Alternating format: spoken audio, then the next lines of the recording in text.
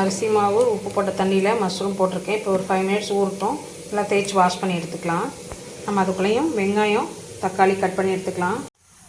வெங்காயம் தக்காளி 2 பச்சை மிளகாய் கொஞ்சம் இஞ்சி பூண்டு தட்டி வச்சுருக்கேன். மல்லி கருவேப்பிலை எடுத்து வச்சுருக்கேன். காளான் நல்லா ஃப்ரெஷ்ஷாக வாஷ் பண்ணி வச்சுருக்கேன். இப்போ அதை தாளிச்சிக்கலாம். எண்ணெய் ஊற்றிருக்கேன். இப்போ இஞ்சி பூண்டு போட்டுக்கலாம்.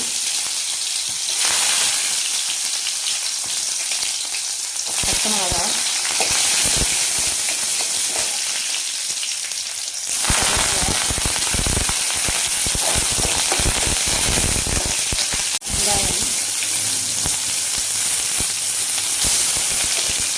வெங்காயம் ஓரளவு வணங்கிடுச்சு. இப்போ தக்காளி ஆட் பண்ணிக்கலாம்.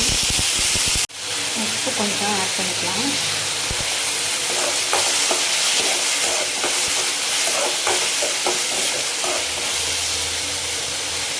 தக்காளி ஓரளவு வணங்கிடுச்சு. இப்போ இதில் மசாலா ஆட் பண்ணிக்கலாம். 1/2 ஸ்பூன் மஞ்சள் தூள், மிளகாய்த்தூள், மல்லித்தூள்,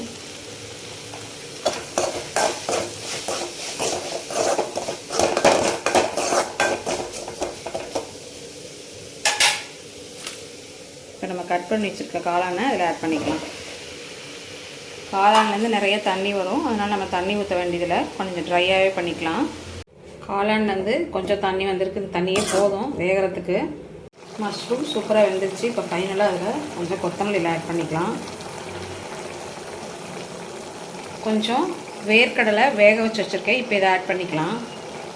நல்லா காளானோடு சேர்த்து சாப்பிட்றதுக்கு ரொம்ப சூப்பராக இருக்கும்.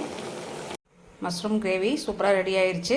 இதில் நிலக்கடலை போட்டிருக்கனால சாப்பிடும்போது ஒரு க்ரன்ச்சி ஃபீல் இருக்கும். ரொம்ப டேஸ்ட்டாக இருக்கும் மஷ்ரூம் கிரேவி. இது சாப்பாட்டோட சப்பாத்தியோட ரொம்ப சூப்பராக இருக்கும்.